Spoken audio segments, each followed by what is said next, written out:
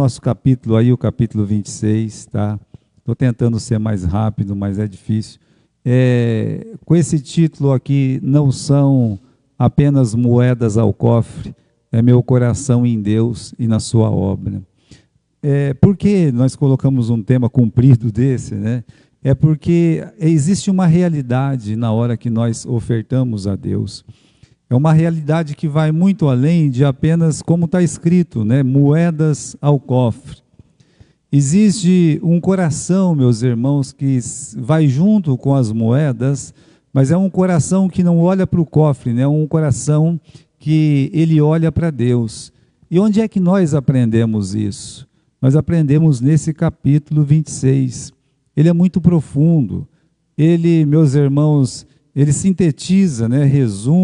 Resume muito bem aquilo que o apóstolo Paulo ele acaba tratando lá em 2 Coríntios capítulo 9. Então, ele trata de uma questão muito profunda, que é as nossas ofertas ao Senhor, mas mais do que isso, ele tenta preparar o coração do homem para entender o que realmente é ofertar ao Senhor. Às vezes você escuta tristes comentários sobre ofertas, sobre dízimo. Eu não culpo as pessoas, sabe? Eu não culpo.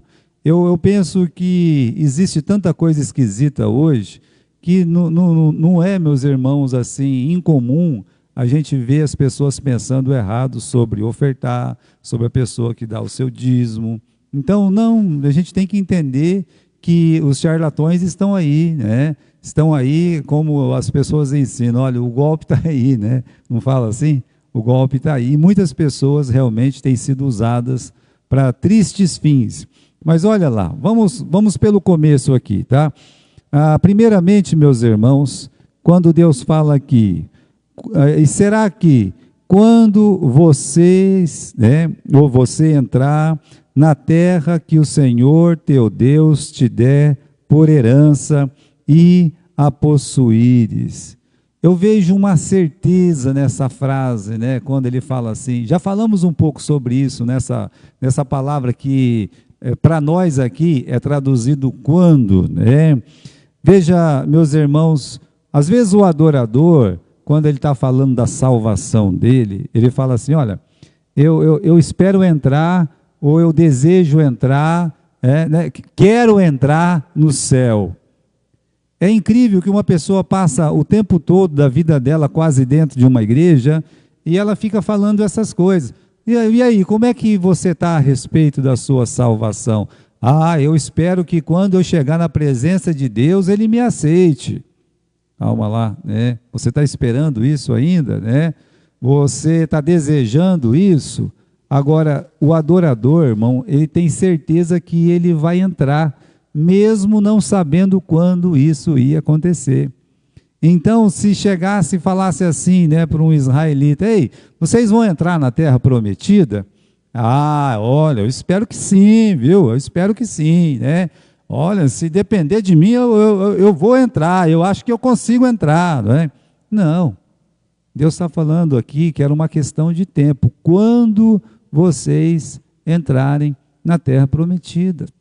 Quando o meu Israel estiver lá dentro, é uma certeza que Deus dá para o seu povo, que reflete, meus irmãos, a certeza da nossa salvação também.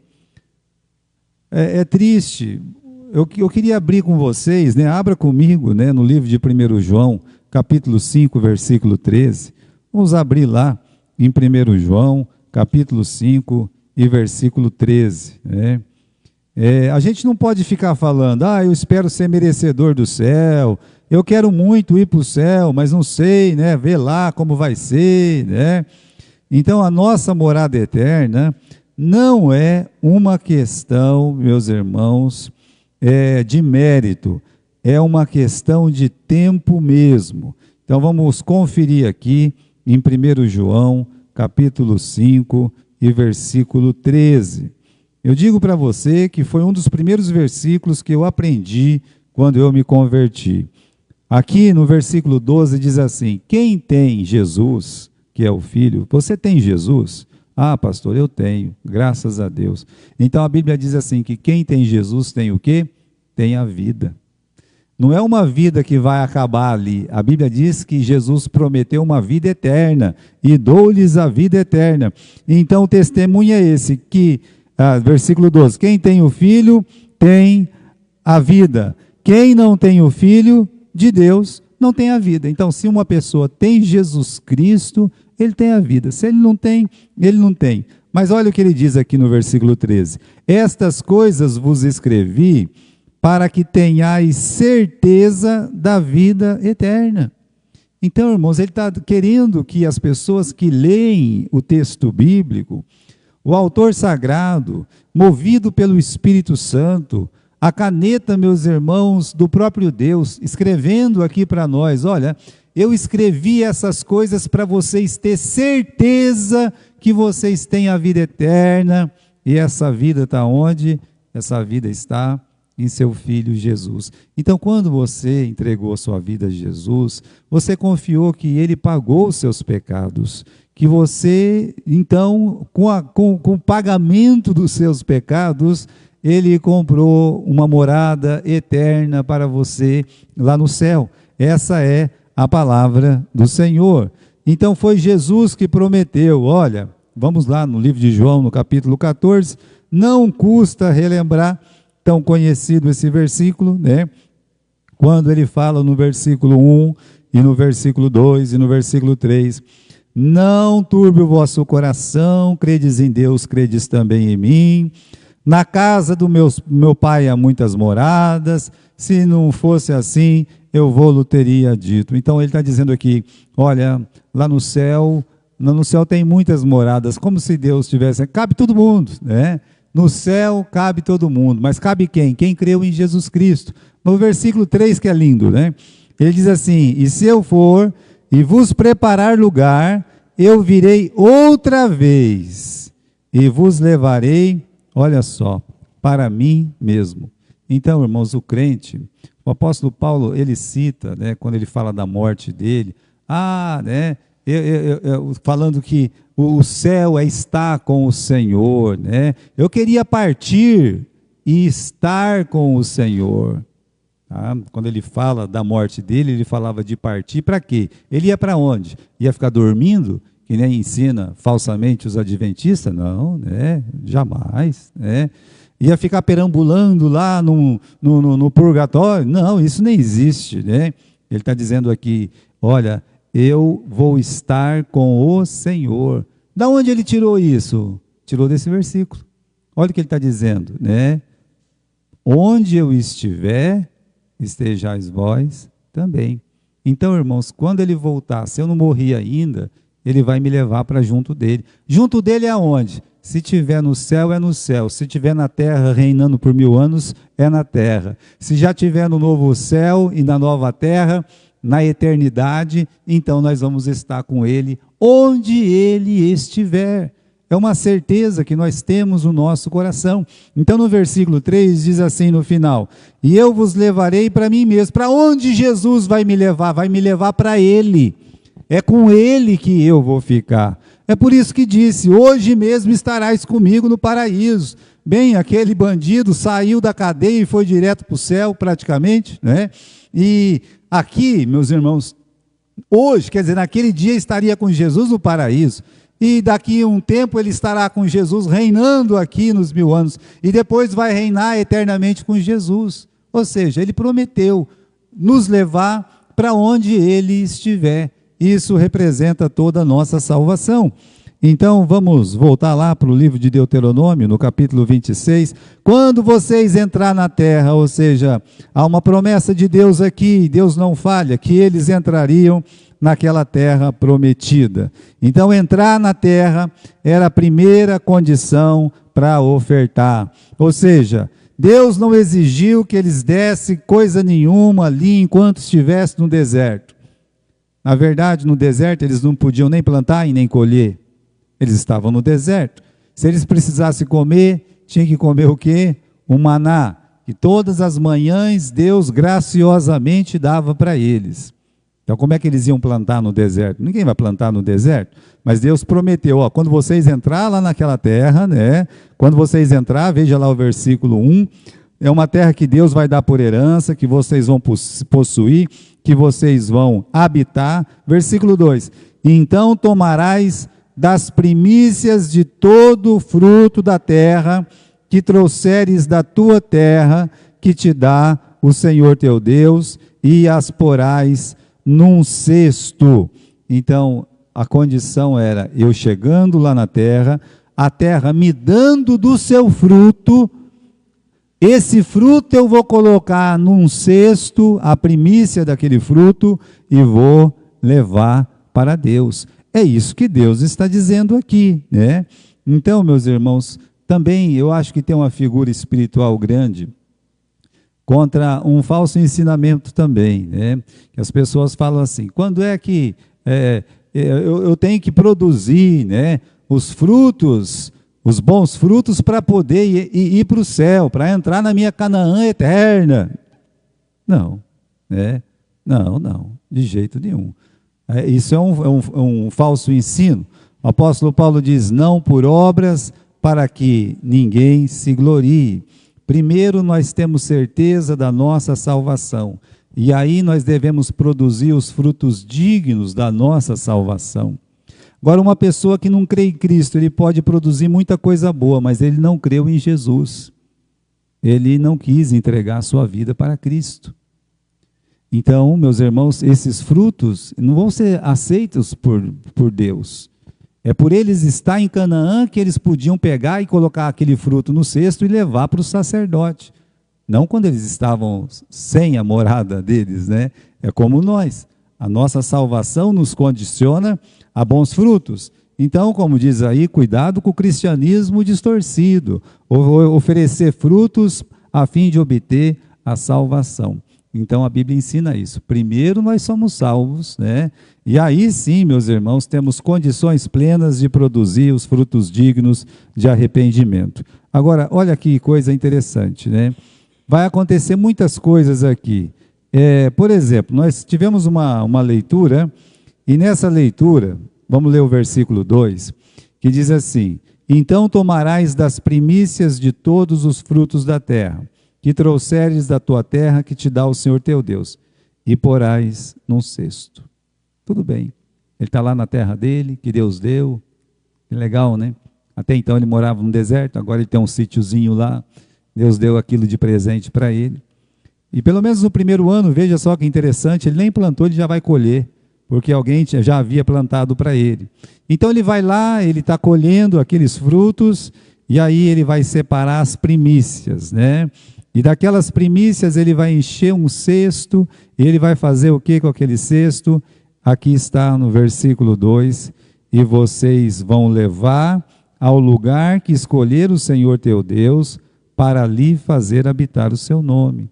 Então eles iriam levar para a casa de Deus, versículo 3, e virás ao sacerdote que naqueles dias for, e dir-lhe-ás, hoje eu declaro perante o Senhor teu Deus, que eu entrei na terra que o Senhor jurou a nossos pais dar-nos. Ele está com o cesto na mão, e ele chega na casa do Senhor, e ele vai conversar com o sacerdote, e ele vai dizer assim, sacerdote, olha, como está aqui no versículo 3, hoje eu declaro perante o Senhor que eu entrei na terra que o Senhor, teu Deus, Ele nos deu. Agora olha o versículo 4, e o sacerdote tomará o cesto da tua mão, e vai colocar onde o cesto? Diante do altar do Senhor, teu Deus. Então ele chega e ele declara, Deus, Ele é fiel, Deus, Ele é verdadeiro, Deus, Ele cumpre tudo o que Ele diz. Está lá com aquele cestinho na mão, entrega para o sacerdote. O que o sacerdote faz? Ele coloca no altar do Senhor. Assim, olha, na verdade, meu filho, você não está entregando isso para mim. Eu só sou o representante de Deus aqui neste mundo. Como Abraão, encontrando lá o Melquisedeque, vai lá, entregou todo o dízimo para ele. Aqui você está encontrando um pecador aqui, encontrando o seu sacerdote, e o sacerdote pega o quê? Ele coloca no altar do Senhor. É uma oferta que veja, meus irmãos, é como se ele estivesse colocando a fé dele ali, o coração dele ali no altar do Senhor. E aí começa, né, um reconhecimento. Então, levar aquele cesto, né, era fazer o quê? Pode pular aqui, né, para a gente poder entender essa, né? Levar aquele cesto era cultuar a Deus pela sua misericórdia. Não era só moedas ao cofre, não, era um culto. Que coisa estranha. Não, é isso mesmo. Ele está na casa do Senhor, diante do altar do Senhor, e ele tem algumas confissões preciosas para fazer. Veja como é profundo esse momento, meus irmãos, da oferta. É muito mais profundo do que a gente imagina. O que era para fazer quando chegasse lá? Olha só, nesses versículos que temos, a partir do versículo 5, né? Então dirás perante o Senhor teu Deus, e assim falarás: Ciro ou arameu, né? Arameu miserável foi o meu pai, e desceu ao Egito, e ali peregrinou com pouca gente, porém ali ele cresceu, até vir a ser uma nação grande, poderosa e numerosa. O que isso ensina, meus irmãos? Aquele camarada estava no culto ali, ele estava no altar de Deus, ele reconheceu quem ele era, aonde Deus achou ele, onde Deus encontrou ele. Olha que coisa linda, né? Ele está dizendo, olha, a minha origem é de um arameu miserável, que teve que descer para o Egito, lá se tornou uma nação forte, poderosa. Mas veja, meus irmãos, está dizendo, miserável homem que sou eu. Quem sou eu? Eu não mereço nada, eu não mereço que o Senhor me dê essa terra. Reconhecer, meus irmãos, o nosso estado pecador é uma coisa preciosa, seja antes da nossa conversão, ou mesmo depois da nossa conversão. A pessoa entender, olha, eu era um pecador, sem salvação. Vamos falar, então, por exemplo, da minha vida, do Gilberto, né? Um pecador sem salvação, que estava trilhando a passos largos para o inferno, porque estava movido pela idolatria deste mundo. Podia dizer isso, se fosse eu. E ele falou, olha, o Abraão saiu lá de Ur, passou por Harã, quando pensa que não, né? Seus descendentes descem lá para o Egito para serem escravizados. Minha origem é essa, é uma origem miserável. Mas alguém aqui pode dizer que a origem não é miserável? Ah, mas o fulano é filho de rei. Piorou, miserável dobrado. Ali está. Outra coisa, no versículo 6. Mas os egípcios nos maltrataram e nos afligiram, e sobre nós puseram uma dura servidão. É a situação miserável, né? Como é que era a vida deles antes de entrar em Canaã? Miserável. Como miserável? Eles foram escravizados no Egito. Como é que é uma vida de uma pessoa sem Jesus? É miserável. Por quê? Porque está escravizado nas mãos do diabo, de Satanás. Não muda nada. Então ele está declarando, olha, eu vim de uma origem miserável. A minha vida sem essa Canaã aqui era uma vida de miséria, de escravidão. A mesma coisa declaramos nós, sem Jesus, miserável homem. Olha, antes de ter Cristo, vivia num mundo perdido, escravizado por Satanás. E aí no versículo 7 ele diz assim, então, clamamos ao Senhor de nossos pais, e o Senhor ouviu a nossa voz. Como assim, clamamos? Por que eles não saíram de lá por eles mesmos, fizeram uma revolta? Porque eles não tinham força, não tinham condições. Meus irmãos, nós não temos força para de nós mesmos sairmos do pecado. O pecador que está lá no mundo sem salvação, ele não tem força para sair de lá. Tem que clamar a Deus. É por isso que nós clamamos a Deus. Quando nós nos convertemos, dizemos, Senhor Jesus, vem morar no meu coração. Então há um clamor aqui, o israelita clamou a Deus, né? Clamamos ao Senhor. Aí continuando no versículo 7, diz assim: e o Senhor ouviu a nossa voz e atentou para a nossa miséria. Veja só, quando nós nos declaramos incapazes, pecadores, quando clamamos a misericórdia de Deus, isso agrada muito a Deus.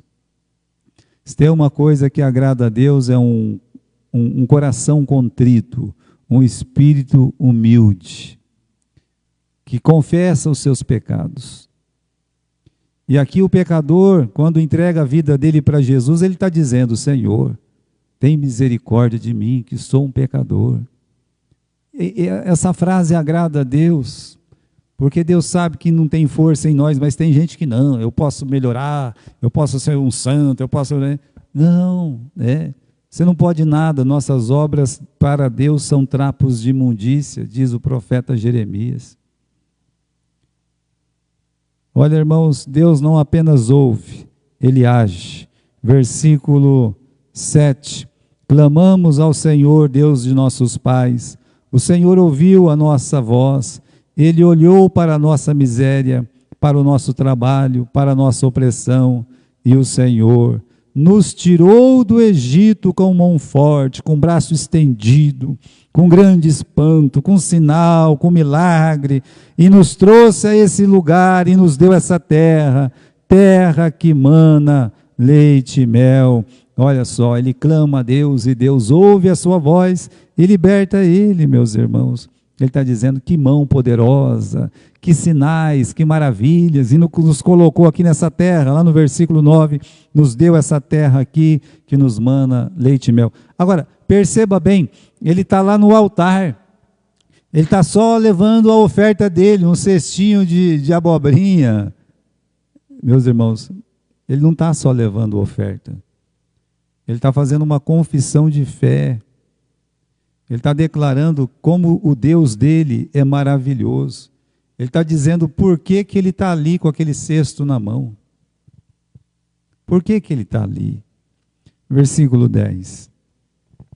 Eis que agora, eu trouxe as primícias do fruto da terra que tu, ó Senhor, me deste.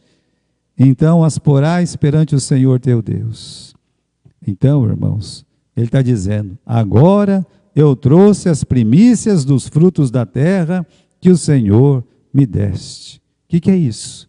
É o reconhecimento que cada grãozinho que está ali, cada fruta que está ali, cada cereal que é posto ali, é um presente de Deus. Ele não tem nada que é dele. Tudo veio do Senhor. A terra que tu me deste. Olha, os frutos eram resultados da terra que Deus deu. A colheita só foi boa, por quê? Porque foi Deus que deu o bom tempo. Quer ver não ter colheita, é só não ter um bom tempo. Só foi possível colher e trazer, só foi possível ele pegar aqueles frutos que deu uma boa colheita, por quê? Porque essa pessoa, ela tinha saúde. Ela tinha mão, ela tinha pernas, ela podia se locomover, ela tinha condições de sair da casa dela, de ir até, meus irmãos, a casa do Senhor, que às vezes eram dezenas e dezenas de quilômetros, mas ele ia. Esse espírito de gratidão é o espírito de gratidão que nós encontramos em Davi. Quando ele está se preparando para construir o templo, Deus não permite que ele constrói o templo, mas mesmo ele não sabendo que Deus falou não para ele, que ele não ia construir o templo. Eu amo Davi, porque o Davi ele faz o seguinte: ele prepara tudo, ele vai juntando uma boa quantidade de coisas e dinheiro para que o templo fosse construído. Ele não se importa que a glória não vai para ele. E aí, meus irmãos, quando aquela oferta é dada, todo Israel participando daquela oferta, daquelas bênçãos que estava sendo dada para a construção do primeiro templo, ele fala essas palavras. Muda aí, meus irmãos, Pode mudar aí, Bruninha, né? Isso aqui, meus irmãos, se você quiser ler na Bíblia, 1 Crônicas, capítulo 29, do versículo 11 ao versículo 14. Diz assim: Teus, ó Senhor, são a grandeza, o poder, a glória, a majestade, o esplendor, pois tudo que há nos céus e na terra é teu. Teu é o reino, né? Teu, ó Senhor, é o reino. Tu estás acima de tudo. Porque teu é o reino, o poder e a glória, para sempre. Amém. Nós também devíamos falar isso sempre. Senhor, tudo aqui é teu, né? A riqueza e a honra vêm de ti. Tu dominas sobre todas as coisas. Na tua mão está a força e o poder para exaltar e dar força a todos. Ou seja, se eu tenho força de carregar esse cesto aqui, essa força vem de ti, Senhor, que tem poder, que tem força, me dá essa força. E aí continua, né? Agora, nosso Deus, nós te agradecemos, nós louvamos o teu glorioso nome. Ele está dizendo isso. Vou fazer o quê? Né? Com tantas coisas boas que Deus me deu, eu te agradeço, Senhor, eu te louvo. Mas quem sou eu e quem é o meu povo para que pudéssemos contribuir tão generosamente como fizemos? Quem somos nós? Os belos ofertantes, né? Os mais fiéis? Não, ele está dizendo, tudo vem de ti, nós apenas te demos o que vem das suas mãos. Da tua mão todamos, ó Senhor. Tem uma tradução que traz assim, da tua mão todamos. Mas vamos simplificar aqui. Apenas te demos o que vem das suas mãos. É como se ele pegasse aquele cesto e dissesse, Senhor, eu só tenho esse cesto aqui porque o Senhor me deu ele. E eu só estou devolvendo ele para o Senhor. Então, irmãos, não é moedas ao cofre, é muito mais do que isso. É um coração ali, na obra de Deus, no próprio Deus. A oferta deve ser feita pessoalmente, com devoção e alegria. Deus, Ele quer a sua presença na casa dele. Eu sei que agora, né, a gente tem esse negócio de Pix e tudo mais, né? Mas vamos dizer que uma pessoa não quer mais vir para a igreja, mas assim, alguma coisa toca no coração dele que ele ainda continua mandando uma oferta, o seu dízimo e tal, né? E vai lá, faz sempre aquela transferência e tal, mas o coração dele não é presente. Vamos dizer que se ele fosse uma pessoa doente ou estivesse muito distante, teria um valor maravilhoso, mas vamos dizer que ele mora às vezes do lado da igreja. Então, se você olhar aqui no capítulo 26, né, e no versículo 10, está dizendo assim, agora, ó Senhor, né, eis que agora eu trouxe, Senhor, eu estou trazendo, Senhor, com os meus pés, com as minhas mãos, com os meus olhos, o meu coração, eu estou trazendo. Deus quer a nossa presença. Deus não está interessado no nosso dinheiro, Deus está interessado em nós. Deus sempre quer as nossas mãos, né, presente na igreja. Deus quer que a nossa oferta, meus irmãos, seja fruto da nossa fé. Olha o que ele diz ainda no versículo 10, né? Ele diz assim na parte B, então porás perante o Senhor teu Deus e te inclinarás perante o Senhor teu Deus.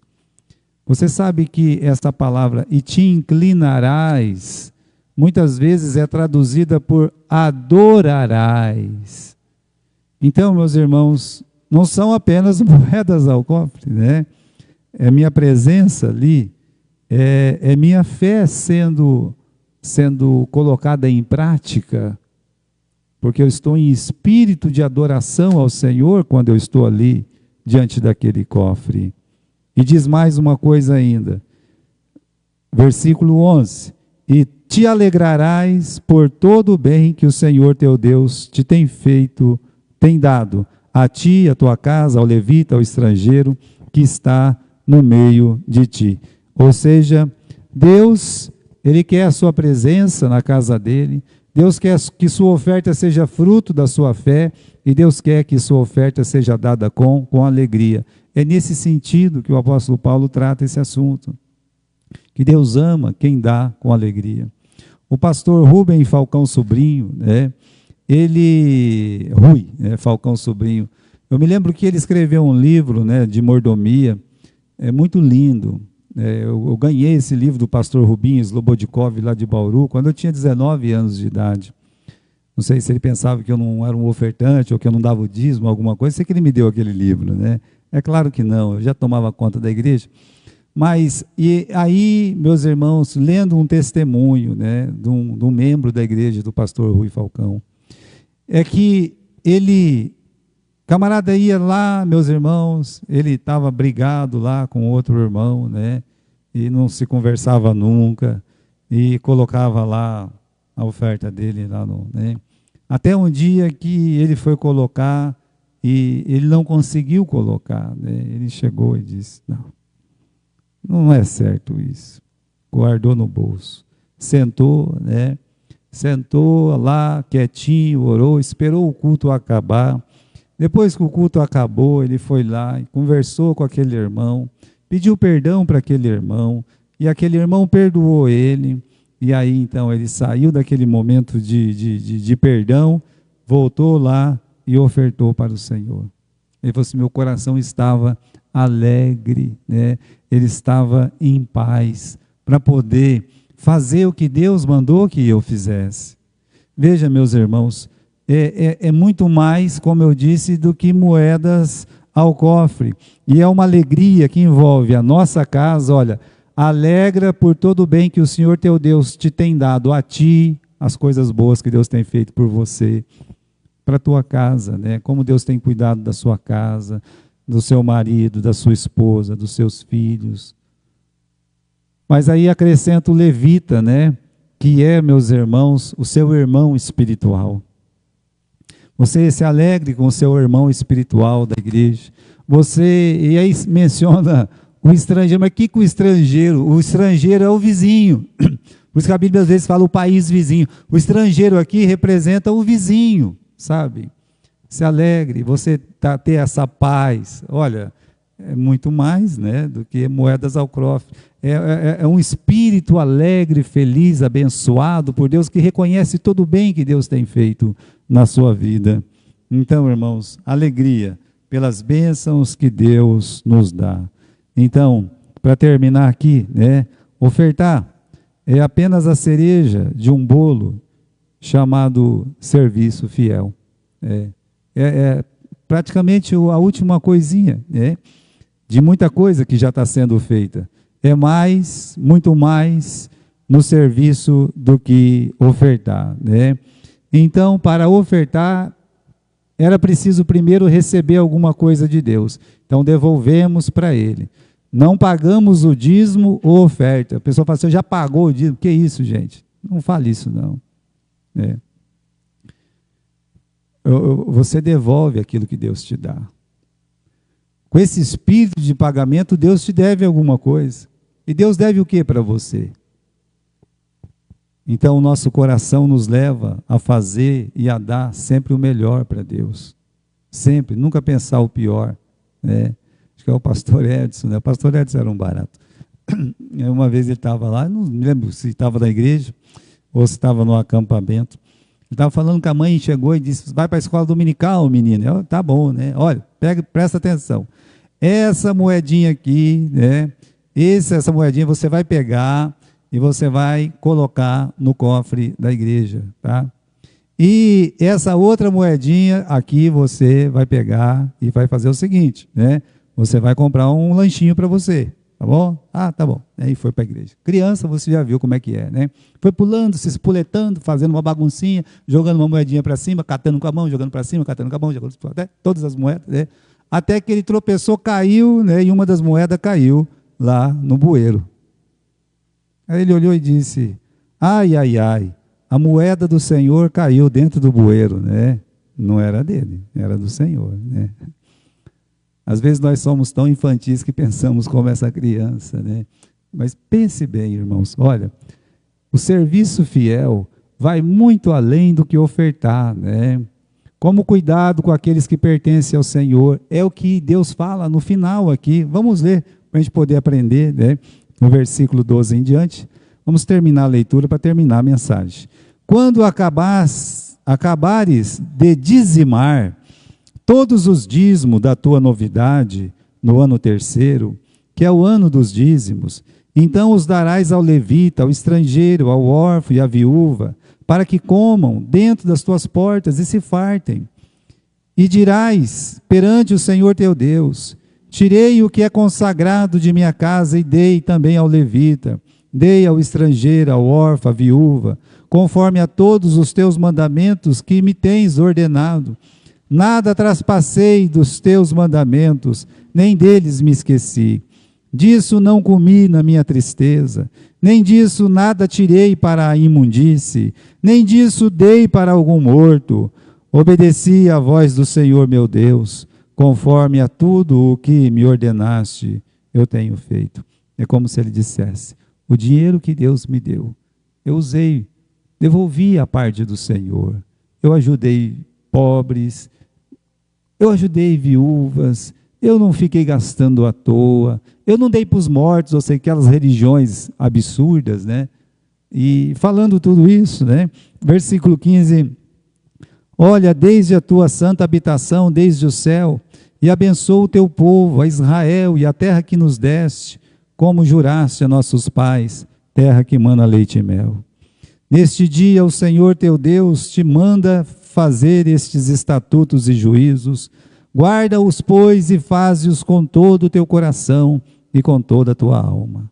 Hoje declaraste ao Senhor que te será por Deus, e que andarás nos seus caminhos, e guardarás os seus estatutos e os seus mandamentos, e os seus juízos, e darás ouvidos à sua voz.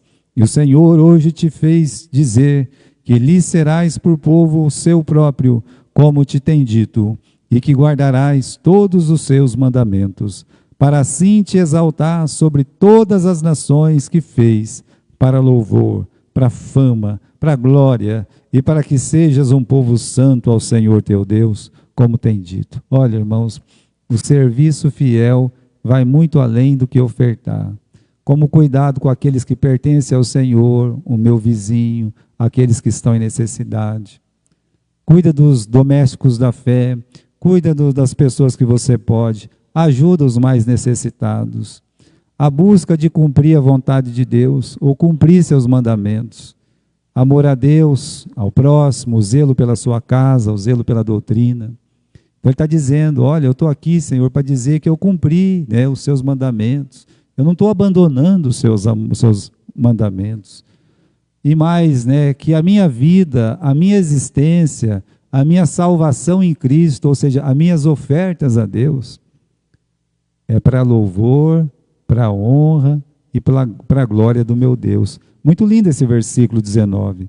Para assim te exaltar sobre todas as nações que fez, para louvor, para fama e para glória, e para que você seja um povo santo ao Senhor teu Deus. Então a nossa existência é para isso, para dizer: olha, eu quero com a minha vida, eu quero honrar a Deus, né? Eu quero louvar a Deus, eu quero glorificar a Deus, eu quero ter uma vida santificada, buscando a santificação, sem a qual, né, ninguém verá ao Senhor.